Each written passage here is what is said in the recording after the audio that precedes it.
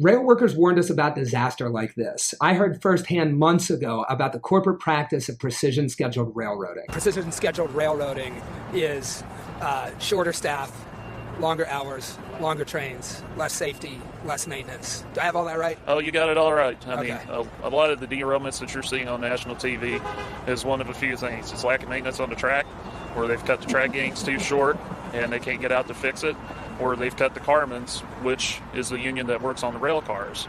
So we have one derailment here in Northeast Ohio where a wheel flange was very thin. It picked a switch and derailed the entire train. Luckily, it was full of candle wax and not something highly volatile. Rail workers tried to strike over this stuff, but were stopped by Congress. A few weeks later, and here we are. Several Norfolk Southern cars of toxic, highly volatile chemicals exploded fantastically in the tiny town of East Palestine, Ohio, 20 miles from where I grew up. So I met Clyde in East Palestine to ask him about it. It looks like a faulty bearing caused a catastrophic derailment. These railroads are turning profits hand over fist. They've cut their workforce to bare bones, and now they're paying the price for it because the wheels are falling off the train, basically. Carmen were inspecting cars about 3 minutes per car.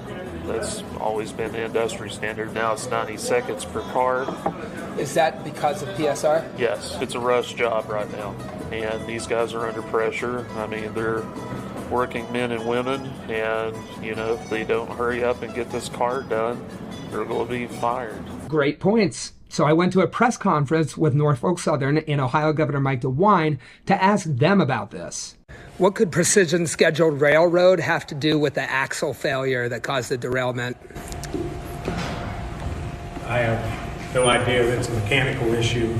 Precision scheduled railroading is a management process. Not a great answer, and that's probably because Norfolk Southern let a worker take the fall, rather than a single corporate executive showing up in the town that they polluted to be held accountable.